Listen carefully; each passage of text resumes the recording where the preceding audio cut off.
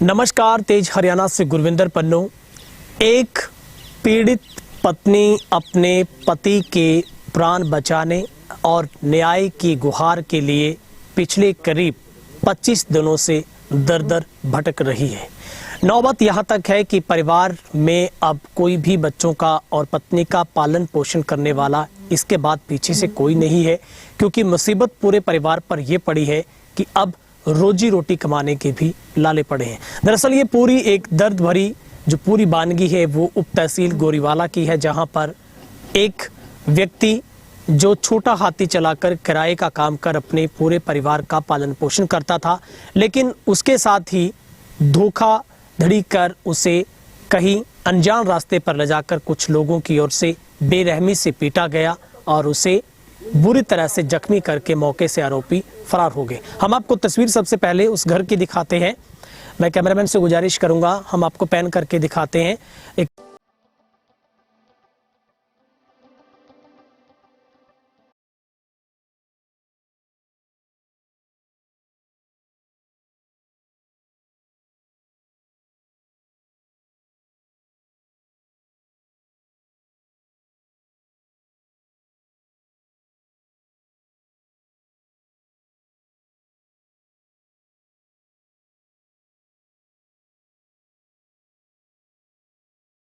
बहुत ही साधारण सा परिवार है, गरीब परिवार बिल्कुल, जो पूरा परिवार का जो गुजारा है वो इसी व्यक्ति की देन से चलता था, यानी कि छोटा हाथी किराए पर चलाकर उसमें रोजाना कड़ी मेहनत करके परिवार का पेट पाला जाता था। लेकिन कुछ लोगों की वजह से इस परिवार पर अब संकट पैदा हो गया है। ऐसे में पुलिस भी अब इस परिवार की मदद नहीं कर पा रही है। ये आरोप इस पूरे परिवार की तरफ से हम आपको दिखा रहे हैं। ये दोनों बच्चे, पत्नी, जो कि लगातार पुलिस की चौखट पर जाकर न्याय मांग रहे हैं, मगर पुलिस है कि नहीं सुन रही। जहां पर आपको बता दें कि घायल गुरमीत सिंह है, जो कि पिछले 25 दिनों से इसी तरह से चारपाई पर लेटा है। इलाज इसका इसी तरीके से चल रहा है। ये बैठ नहीं सकता, ये चल नहीं सकता, उठ नहीं सकता। दुखों का मानो इस फैमिली के ऊपर पहाड़ टूटा है। लगातार पुलिस प्रशासन से यहाँ तक कि पुलिस कप्तान को भी एप्लीकेशन इस पत्नी की तरफ से सौंपी गई, मगर आज तक इनको न्याय नहीं मिल पाया है। आरोप है कि आरोपी लगातार सरेआम खुले में घूम रहे हैं, लेकिन पुलिस उनका पीछा नहीं कर पा रही है। दरअसल 27 नवंबर 2021 दोपहर के बाद जब गुरमीत सिंह किसी काम पर था तो उसके पास एक अनजान व्यक्ति की तरफ से कॉल करके फर्जी तरीके से भैंस ले जाने की बात का सौदा तय होता है और उसे जंडवाला बुलाया जाता है।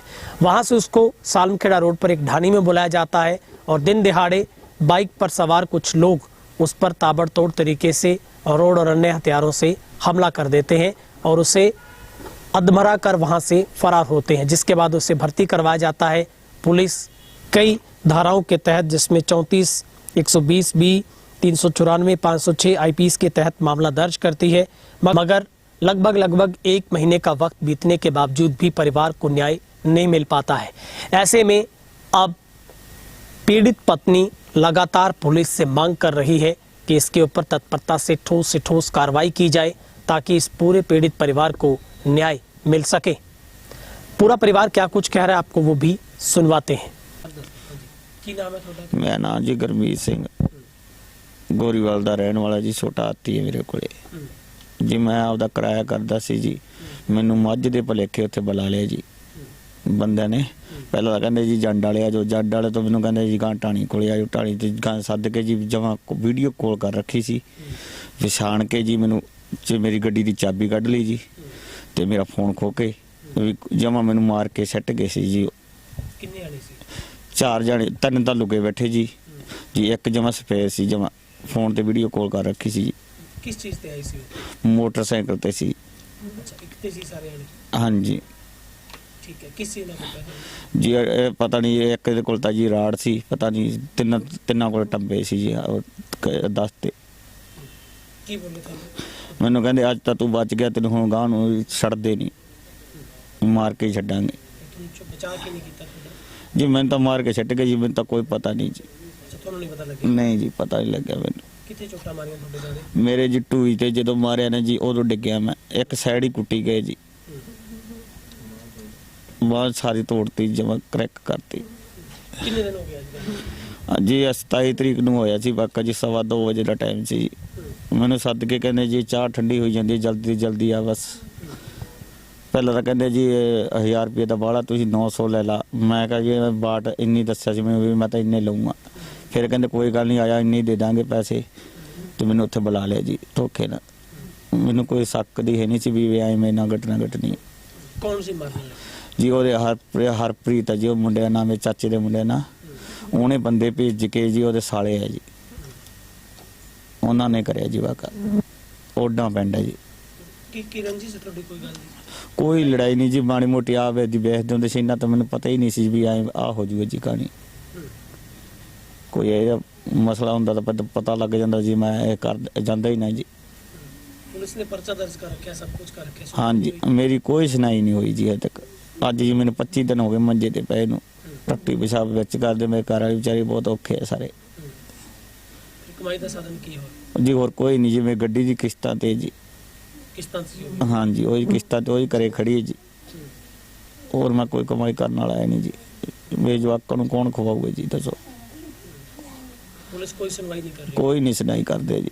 ਬੜੇ ਅਫਸਰ ਨੂੰ ਦਿੱਤੀ ਹੈ ਸਾਰੇ ਜੀ ਲਾਤੀ ਸ਼ਿਕਾਇਤ ਜੀ, ਜਦ ਤੱਕ ਕੋਸ਼ਿਸ਼ ਨਹੀਂ ਜੀ। ਪੁਲਿਸ ਵਾਲਾ ਸਪਿਆ ਦੀ ਹੈ ਨਹੀਂ ਇੱਥੇ ਆ ਕੇ ਜੀ। ਕੋਈ ਕੀ ਮੰਗ ਕਰਦੇ ਹੋ? ਮੰਗ ਜੀ ਨਿਆਂ ਮਿਲਣਾ ਚਾਹੀਦਾ ਸਾਨੂੰ ਜੀ। ਹਾਂ, ਆਰੋਪੀ ਫੜੇ ਜਾਣੇ ਚਾਹੀਦੇ ਜੀ, ਉਹ ਫਰਾਰ ਹੈ ਜੀ ਹੁਣ ਮੌਕੇ ਤੇ। ਪੁਲਿਸ ਤੁਹਾਨੂੰ ਕੀ ਕਹਿੰਦੀ ਹੈ?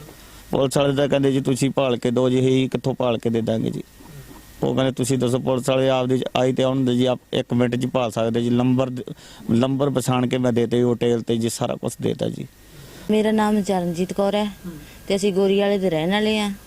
ਤੇ ਇਹਨਾਂ ਨੂੰ ਸੱਦਿਆ ਸੀਗਾ ਗੇੜੇ ਵਾਸਤੇ ਵੀ ਗੇੜਾ ਮੱਝ ਲੈ ਕੇ ਆਉਣਾ। ਛੋਟਾ ਹਾਥੀ ਹੈ ਸਾਡੇ ਕੋਲੇ ਤੇ ਹੋਰ ਕੋਈ ਕਮਾਈ ਦਾ ਸਾਧਨ ਵੀ ਹੈ ਨਹੀਂਗਾ।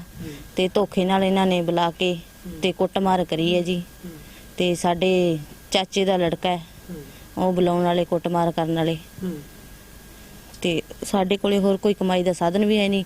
25 ਦਿਨ ਹੋ ਗਏ ਆ ਇਹਨਾਂ ਨੂੰ ਮੰਜੇ ਤੇ ਪਏ ਆ। ਕੋਈ ਕੰਮਕਾਰ ਹੋਰ ਹੈ ਨਹੀਂਗਾ। ਤੇ ਬੱਚੇ ਸਕੂਲ ਜਾਂਦੇ ਆ ਛੋਟੇ, ਘਰੇ ਵੀ ਕੋਈ ਹੈ ਨਹੀਂ ਕੰਮ ਕਰਨ ਵਾਲਾ। ਜੇ ਕੋਈ ਕਹਦੇ ਵੀ ਕੰਮ ਕਰੇਗਾ ਤੇ ਬੱਚੇ ਸਕੂਲ ਜਾਂਦੇ ਛੋਟੇ ਆ। ਤੇ ਆ ਵੀ ਕੰਮ ਕਰਦੇ ਸੀ ਤੁਹਾਡੇ ਪਤੀ? ਕੰਮ ਸਾਡੇ ਪਤੀ ਜੀ ਛੋਟਾ ਹਾਥੀ ਚਲਾਉਂਦੇ ਆ। ਛੋਟਾ ਹਾਥੀ ਚਲਾਉਂਦੇ ਆ। ਹੋਰ ਕੋਈ ਕਮਾਈ ਦਾ ਸਾਧਨ ਵੀ ਹੈ ਨਹੀਂਗਾ ਸਾਡੇ ਕੋਲੇ। ਉਹੀ ਕਮਾਈ ਦਾ ਸਾਧਨ ਸੀਗਾ। ਕਿਵੇਂ ਸੱਦਿਆ ਉਹਨਾਂ ਨੂੰ? ਕਿਹਨੇ ਕਾਲ ਕੀਤੀ? ਸਾਨੂੰ ਮੱਝ ਦੇ ਭੁਲੇਖੇ ਸੱਦਿਆ ਉਹਨਾਂ ਨੇ ਵੀ ਮੱਝ ਦਾ ਗੇੜਾ ਲਾਉਣਾ, ਵੀ ਤੁਸੀਂ ਆ ਜਾਓ ਛੇਤੀ, ਵੀ ਥੋੜੀ ਚਾਹ ਠੰਡੀ ਹੋਈ ਜਾਂਦੀ ਹੈ, ਛੇਤੀ ਤੁਸੀਂ ਆਓ। 4-5 ਵਾਰੀ ਫੋਨ ਉਹਨਾਂ ਨੇ ਕਰਿਆ ਉਸ ਕਰਕੇ। ਤੇ ਬੱਚੇ ਵੀ ਸਕੂਲ ਜਾਂਦੇ ਆ ਛੋਟੇ, ਸਰਕਾਰੀ ਸਕੂਲ 'ਚ ਲਾ ਰੱਖੇ ਆ। ਕੀ ਚੋਟਾਂ ਮਾਰੀਆਂ ਨੇ? ਚੋਟਾਂ ਮਾਰੀਆਂ ਜੀ, ਡੰਡਿਆਂ ਨਾਲ ਕੁੱਟਿਆ ਤੇ ਬਾਂਹ ਤੋੜੀ ਹੈ, ਬੱਖੀ 'ਚ ਮਾਰੀਆਂ, ਲੱਤ ਤੋੜੀ ਇਹਨਾਂ ਨੇ। ਤੇ ਬੱਖੀ ਦਾ ਮਾਸ ਪਟਿਆ ਹੋਇਆ ਇਹਨਾਂ ਤੋਂ, ਜਮਾ ਨਹੀਂ। ਢੂਈ ਦਾ ਮਾਸ ਪਟਿਆ ਹੋਇਆ, ਜਮਾ ਨਹੀਂ ਇਹਨਾਂ ਤੋਂ ਉੱਠਿਆ ਜਾਂਦਾ। ਤੁਰ ਨਹੀਂ ਸਕਦੇ, ਨਾ ਬਾਹਰ ਅੰਦਰ ਜਾ ਸਕਦੇ। ਹੁਣ ਟੱਟੀ ਪਿਸ਼ਾਬ ਸਾਰਾ ਮੰਜੇ ਤੇ ਹੀ ਕਰਦੇ ਆ। ਤੇ ਮੈਂ ਤਾਂ ਬਹੁਤ ਔਖੀ ਆ। ਤੇ ਨਾ ਪੁਲਿਸ ਵਾਲੇ ਕੋਈ ਕਾਰਵਾਈ ਕਰਦੇ ਹਜੇ ਤੱਕ, ਤੇ ਨਾ ਕੋਈ ਉਹ ਕਰਿਆ। ਬੰਦੇ ਚੱਕੇ ਉਹਨਾਂ ਨੇ, ਕੋਈ ਕੰਮ ਨਹੀਂ ਕਰਿਆ ਹਜੇ। ਨਾ ਸਾਡੀ ਕਾਰਵਾਈ ਹੁੰਦੀ ਹੈ, ਨਾ ਕੋਈ ਸੁਣਵਾਈ ਹੁੰਦੀ ਹੈ। ਅਸੀਂ ਵੱਡੇ ਆਫਿਸ 'ਚ ਵੀ ਜਾ ਕੇ ਆਏ ਸੀਗੇ, ਉੱਥੇ ਵੀ ਨਹੀਂ ਕੋਈ ਕਾਰਵਾਈ ਕਰੀ ਉਹਨਾਂ ਨੇ। ਤੇ ਪੁਲਿਸ ਮੁਲਾਜ਼ਮ ਤੁਹਾਡੇ ਕੋਲੇ ਘਰੇ ਆਇਆ ਕਦੇ? ਪੁਲਿਸ ਮੁਲਾਜ਼ਮ ਕੋਈ ਨਹੀਂ ਆਇਆ ਹਜੇ ਤੱਕ ਘਰੇ। ਕੋਈ ਸੁਣਵਾਈ ਨਹੀਂ? ਕੋਈ ਸੁਣਵਾਈ ਨਹੀਂ ਹੋਈ ਹਜੇ ਤੱਕ ਸਾਡੀ।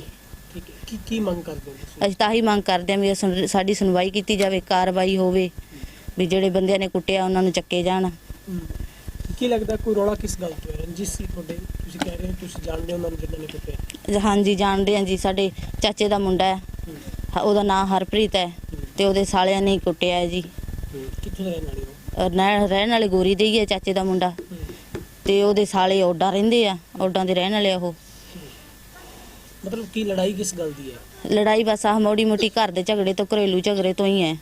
ਹੋਰ ਕੋਈ ਬਾਲੀ ਵੱਡੀ ਗੱਲ ਵੀ ਹੈ ਨਹੀਂ ਕਿ ਲੜਾਈ ਦੀ। ਠੀਕ ਹੈ।